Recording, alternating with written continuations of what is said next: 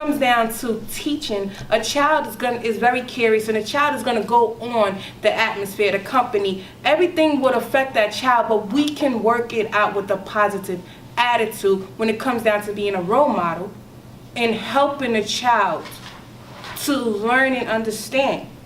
And I think that, I believe we as parents and foster parents, and working when it comes down to the ACS and the family court, I believe that we should work as a team instead of having resources and trying to make it our business to do assistance.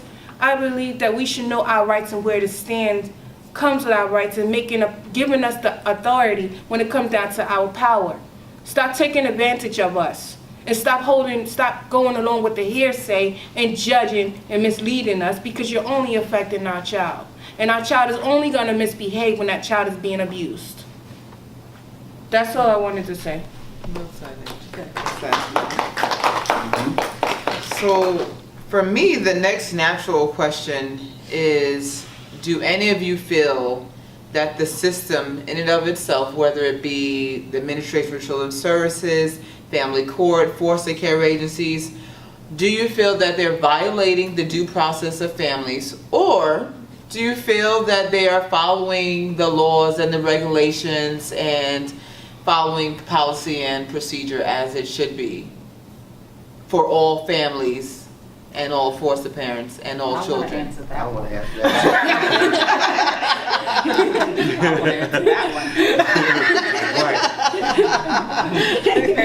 I think they're violating a lot of the parents' rights as far as false allegations. They called my half sister, who gave up my half brother to me because some issues that he had with her child, and then they did false allegations to my half sister, who then adopted. So I said, oh, so now this is an adoptive thing. So now they're going to get money for adoption, SSI, because they're drugging him. All this other stuff that they're getting all this money for this child to go back into a household that he had issues with before he came to me 8 years ago.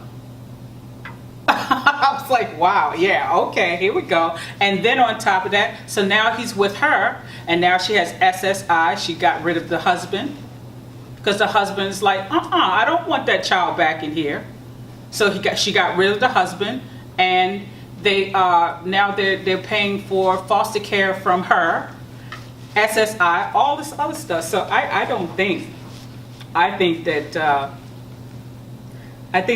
it's all for the money right now. I really think it's all for the money. Thank you. Yeah, I think the whole thing needs supervision, needs oversight. Yeah, oversight. I mean, from the foster parents, retraining, the caseworkers, their supervisors, and even the director of different agencies. Now, I'm not talking about my agencies, but since I won my ACS case, I fought for 22 months. I was flamboozled in the hearing room. They wanted to violate my rights. Me and Ms. Matthews, we was in the hearing fighting for my life, for my reputation and my name over false allegations from the ACS worker, and the judge and the hearing officers just tried to dismiss me. So I believe this oversight needs to be done all the way up to the administration, all the way up to the judges, to the hearings. These ACS workers writing these false allegations, and their supervisors signing it off to it, sending it straight to Albany, put me on the state registry for 28 years.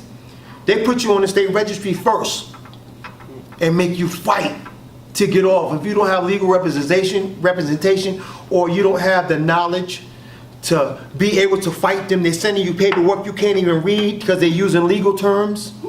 So the average family, the average birth parent, the average foster parent that's catching these false allegations, they can't even fight because you don't even understand what they're asking for you to do to fight.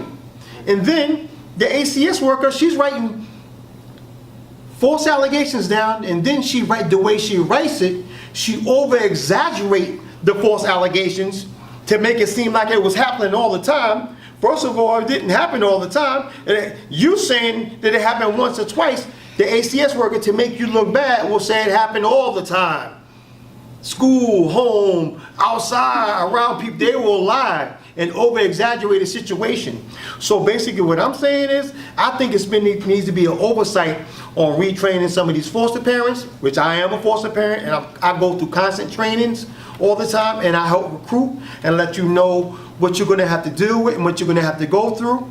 You know what I'm saying? Birth parents, a lot of them need to be trained too. You know what I'm saying? A lot of parents, they have their children, a lot of them need to be taught some better ways to handle, to take care of their children. You know, and they're dealing with peer pressure from the neighbors and this and that and that, letting the kids do what they want to do when they need to give them some structure. So when the kid goes to the foster parent's house and that foster parent's house is giving them structure that the birth parent is not doing, so it's a conflict of interest. So who needs to be retrained?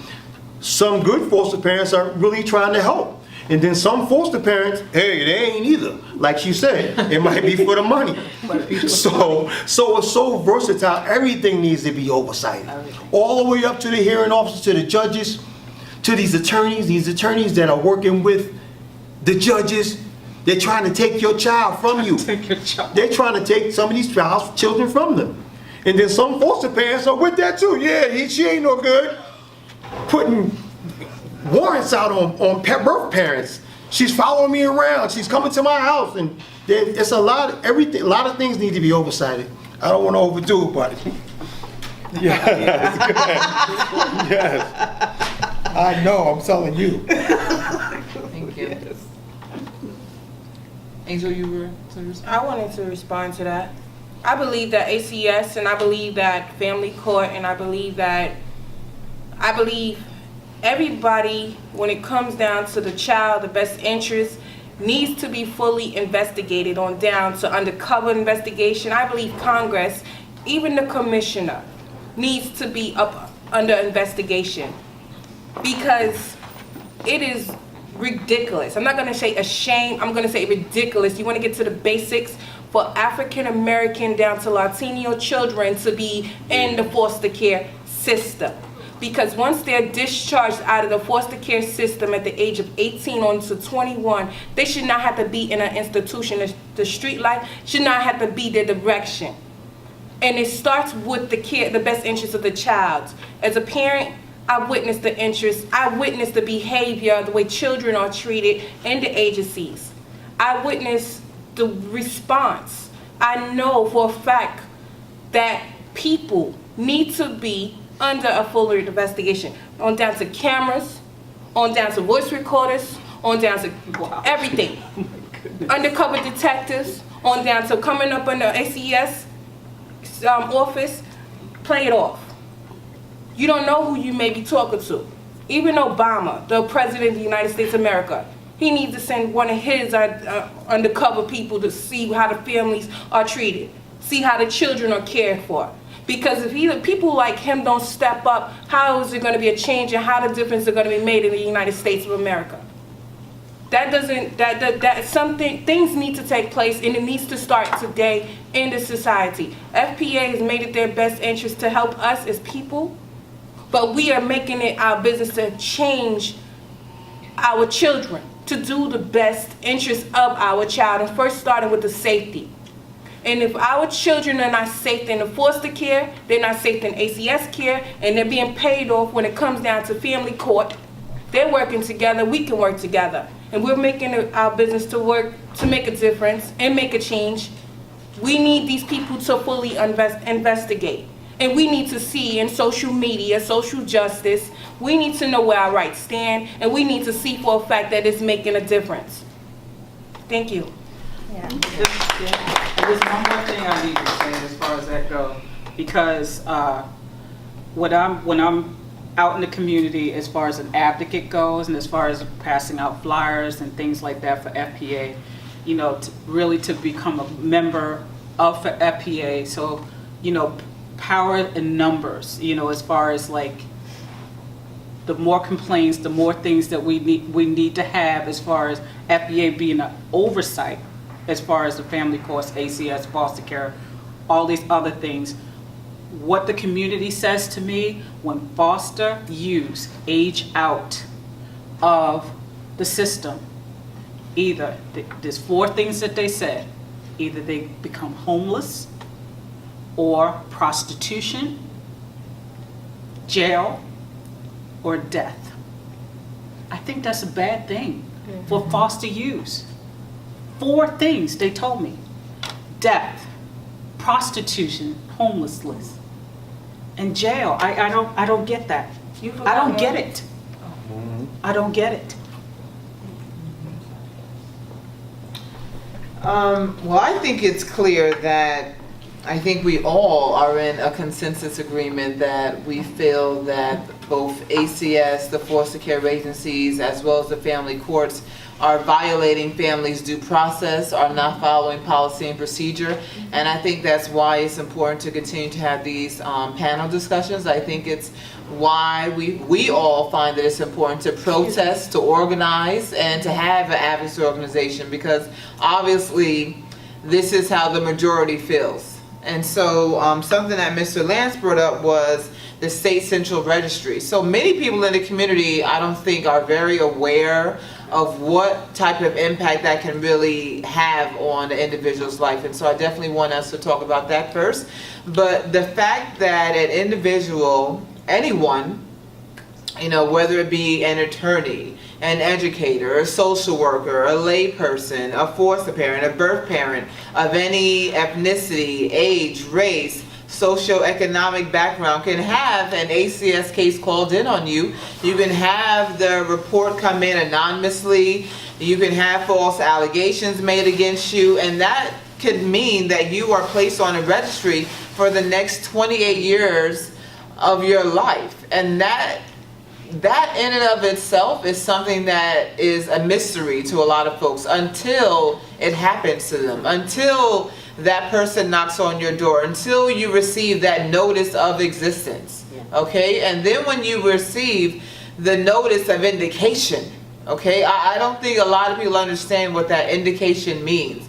That you have been deemed guilty of the allegations that they are charging you for. So to have these allegations substantiated against you and to be placed on a registry for the next 28 years of your life and not knowing how to fight that, not knowing where to turn, because the agencies, meaning the foster care agencies, will not advocate on your behalf. ACS will not advocate on your behalf. The advocates that are in the agency will not advocate on your behalf. The caseworkers that have known you, whether you're a foster parent that has been this optimal foster parent for 20 years, will not necessarily go to bat for you because they can only say and do but so much. Maybe they may refer you to an organization such as FPA, maybe, but in most instances, maybe not. So I really want us to speak to, you know, how that can really impact folks and what that looks like. And if anyone up here has had any personal experience with that.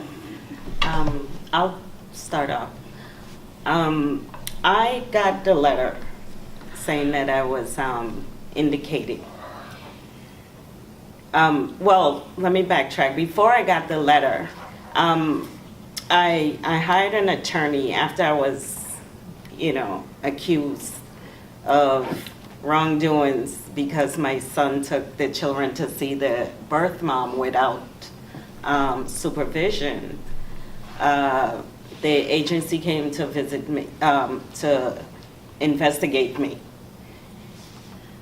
With that, a report was written up. I had to make court appearances, which I did. I accept ownership as to, you know, yes, my son took the kids out of my house. But the whole case is so complicated that for a letter to come back from the state indicating me as an abuser, I mean, I was shaking. I think I'm still shaking, tears, because it's to the point where I can lose my job. that's bread out of my mouth, out of the rest of my kids' mouth. And with that, it bars you from getting other jobs. So to live all your life to protect your reputation and things like that, to have this one incident where the kids were safe, nothing happened, and to go as far as indicating me in a system totally violated me for the rest of my life. It's totally unfair. I wouldn't want it to happen to anyone. It's really horrible. And if you don't fight, if you don't keep screaming, letting your voice be heard, as the chant with FPA, you will really fall by the wayside. You will really be out there on your own. So you do need to connect with some form of agency like FPA to help you get through it. And I pray soon that I will come through it with flying colors on the other end. For now, I know I'm still in the system, and it's hard for me because, it's nerve-wracking. It really, really is. And I didn't say anything to my job. I'm gonna let them approach me should they get a letter, because I can't do without a job. So it's really hard. Thank you for sharing that. Well, I can tell you one thing. I was on the state registry, and wow, what they said is that I was a neglectful parent. They took the abuse off, actually. At first, when I came to FPA, they said I was an abuser. And the half-brother, he knocked me down twice. They said because he knocked me down, when I came down, he fell down on top of me. They said that was corporal punishment because I hit him or whatever. I was just like, oh my God. And I said I didn't do it on purpose. He came down on me. I was like, oh my God. And then that was it. So they called me abuser, a neglector, and they put me on the state registry. And what had happened is the policeman said, what you need to do is you need to press charges against my child. I needed to press charges. I should have done that because he knew. I did not know. I didn't want to press charges because he was about to enter into a school that I didn't think that they would take him if I pressed charges in a police force. And they turned it back on me. And now I was on the state registry for 28 years until I came to FPA, and they got me off the registry. I know. My situation is kind of tough too, like that too. Like I told you, I had fostered like 37 children, 4 and 5, constantly keeping kids in the house for 6 months, a year, 18 months. And they go home, the next bunch, this boy that I adopted, he pulled a butcher knife out on me because I was yelling at him. I was really yelling at him. Yes, I was. And I called the police. He got on the phone and talked to his family. His family told him to say he was hitting you. Say he was hitting you. There's no proof of it though. The police came, the ambulance came, no physical, nothing. He said, where did he hit you at? He said he was hitting me in the face with a hanger. I'm like, what? Where at? Where is anything? Just show me something, because I would have got arrested on this spot. You hit your child, you get arrested. You so abused. There was none of that. So I followed him to the hospital.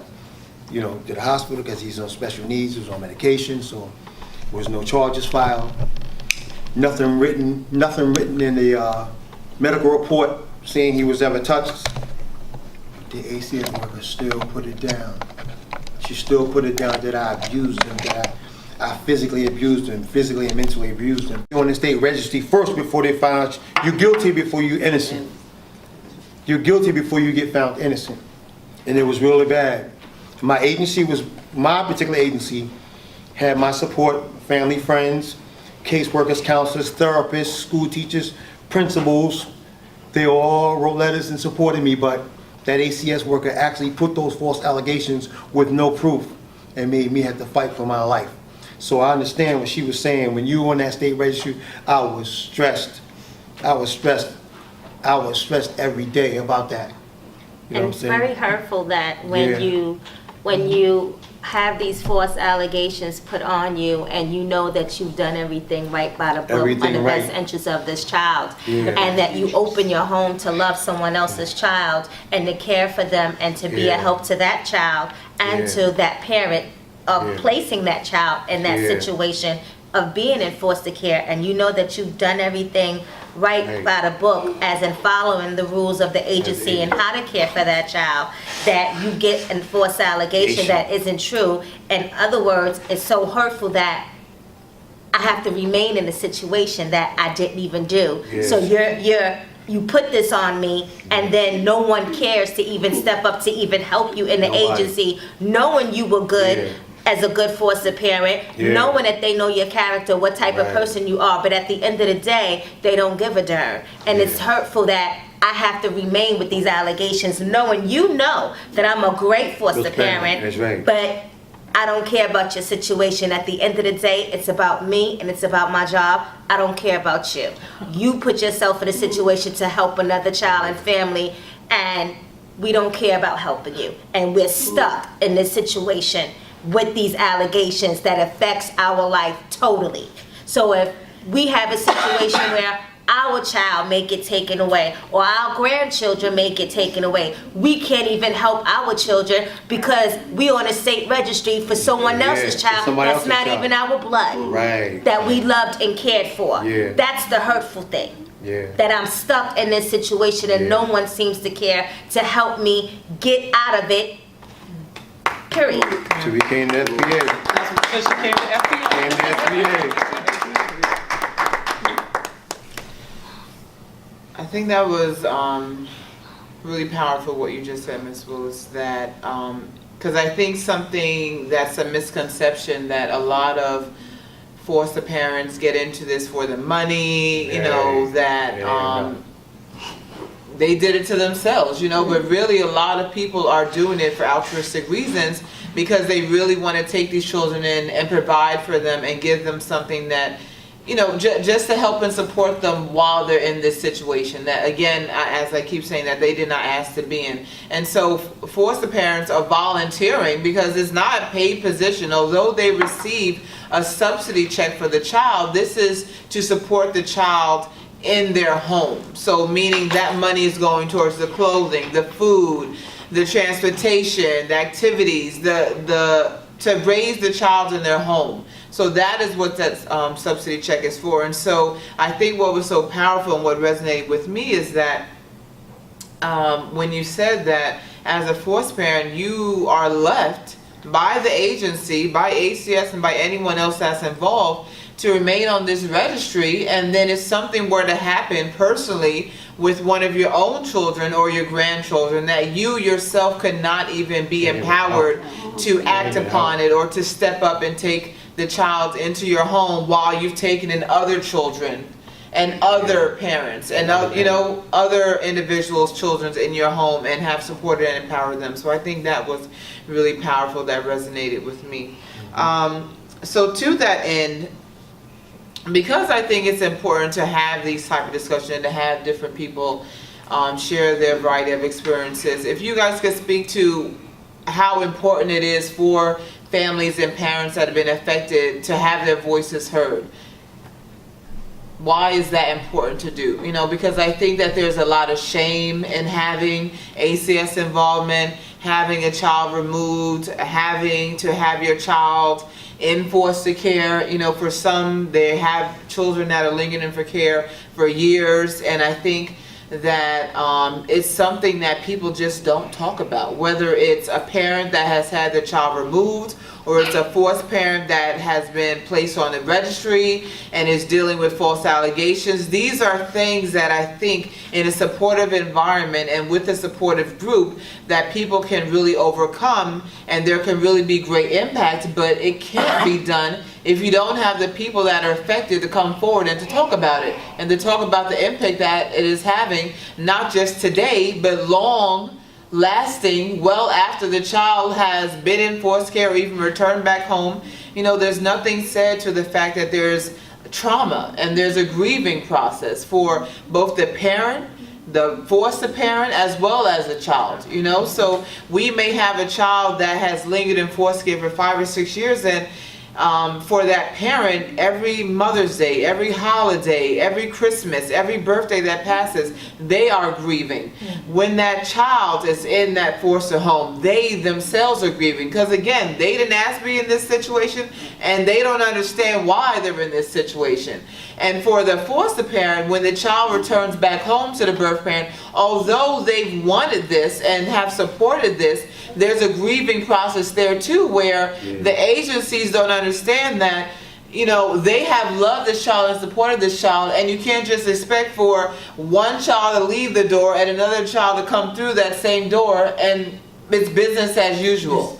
You know, and to not have any connection or visitation with either child or the foster parent. So if you guys can just speak to the importance of people coming forward and talking about the impact that ACS and the foster care system is having on their lives today. Go ahead.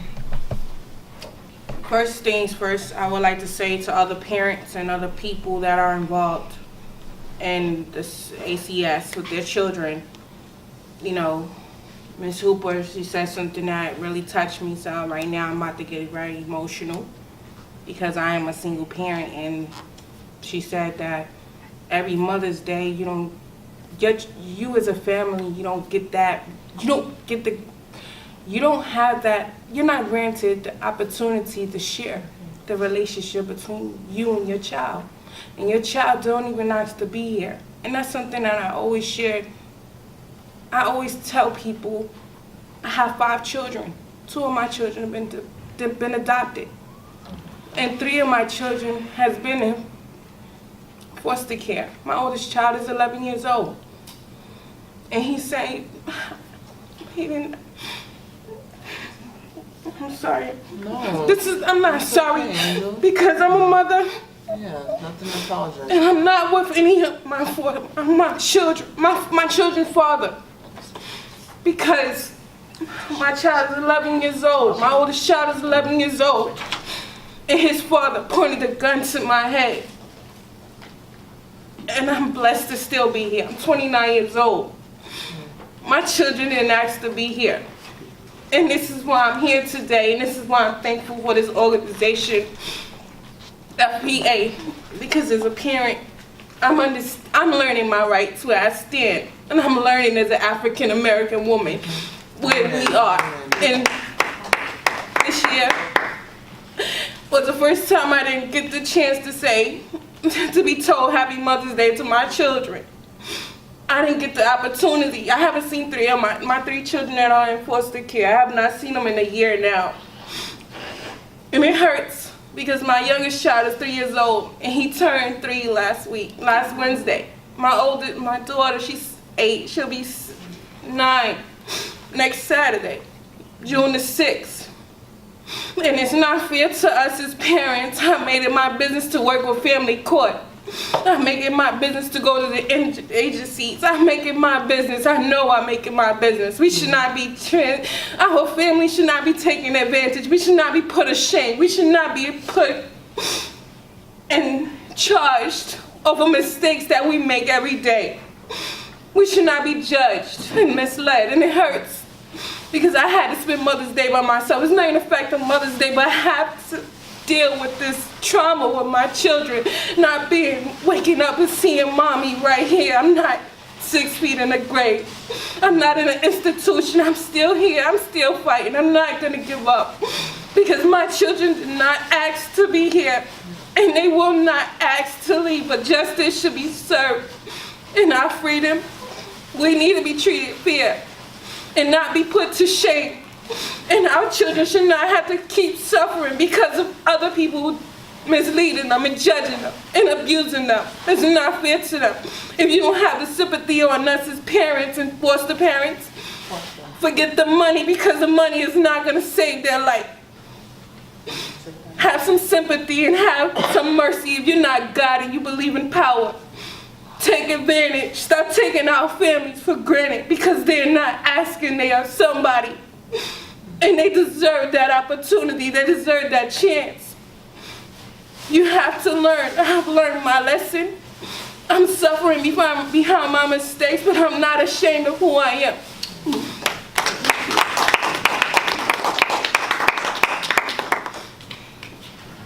Thank you.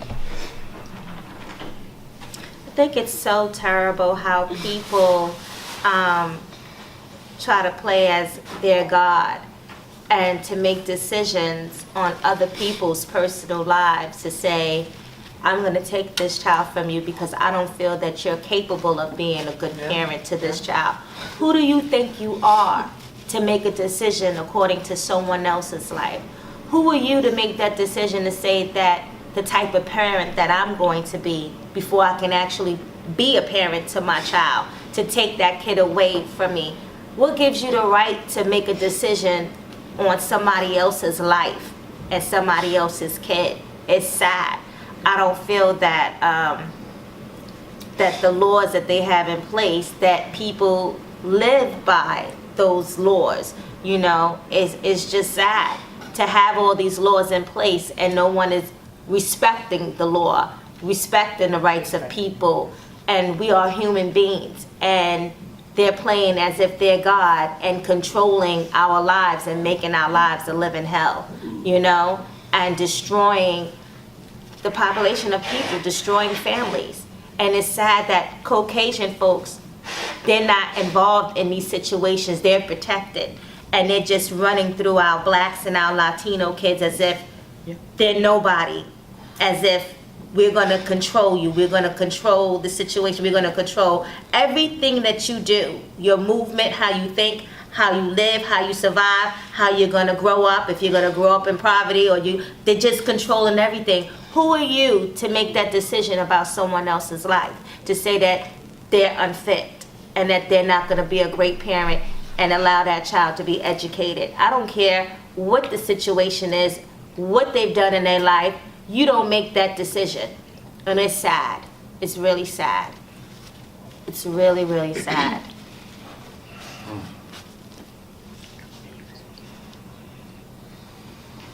Yeah. Was anyone else going to respond? No, I agree with everything that was said. Okay. So I think the next important question to ask is, why do you guys feel that it's important for people to join an organization such as FPA? I was just going to say, become a member. Become a member. Know what your rights are. And, you know, and not only just know what your rights are, have somebody supporting you out there. That's what I'd say. Because basically, it is African American, Latino. That's pretty much that's the majority of it is that the kids they're taking. The kids that they're taking. 26% Latino, 47% blacks, because you don't know the laws that are put into place.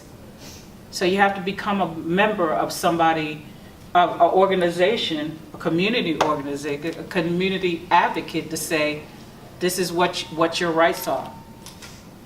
That's what I'm saying. You really have to become a member of either not FPA Foundation or some other community organization. You really have to, because you have to know the law of the land. You really do. And it's very important to have a connection with people that understand and know the steps, the proper steps to taking as in fighting on your behalf. When you become a foster parent and you're sitting down and you're doing these classes for 2 months to become a foster parent, they're not giving us a state of manual so that we know our rights, because they want us to remain powerless so that we can't fight against them, so that they can have that full control. When we have these meetings every 6 months with the children, they have the social workers, they have the ACS workers, they have directors, they have the birth parents, the foster parents there, but they have their people there. When they want to put a false allegation on you, they have all their people that's there who's plotting when they set you up for these allegations. If we don't know the law and we don't have anybody to educate us, we need someone that's on our side that is fighting for us to say, you did wrong to this foster parent. She did right. She did everything by the book. They got their people already lined up when they gonna set you up, okay? I've been in meetings where they said, we planned this on you. We set you up purposely, which I've done nothing wrong. But because they didn't like that I spoke up for my child and for myself, that they told me I planned this on you. So it's good to have somebody that knows the law, that knows the steps, to know the rights of fighting on your behalf and getting things moving. So as you have your peoples there, I got my peoples there too that have my back. So we gonna carry this thing out all the way to the end. Yep, and myself, I agree with her, and that's why I study hard. You know, I'm back being a foster parent now. Case is over with, but I'm still with FPA, and I'm studying the state manual, because I go to hearings. I go to hearings to help defend foster parents, and that's what I like to do. I'm here for that. Well, Ms. Hands West, I on. was actually going to bring up, that was going to be my next question, because some of you are community organizers and some of you are advocates. So why did you choose to be, take that role on? Why did you feel that that was important? What do you feel like you're gaining out of that? So you can- Honestly, it's, once I came to FPA and I realized the weakness, not only with my case, the weakness In the community. in the community of the people that are being accused of these charges, and a lot of times that they're right, and it's a state manual. It's a state manual that has to be followed, and if they're not following the state manual going against you, and you don't even know it, that's why I'm there. That's what I mean. That gave me that drive. That's I want to help people constantly. I just want to help people fight cases, because they don't know. They really, really, really don't know. And they really, really don't have no help. And that's why FPA is in the building.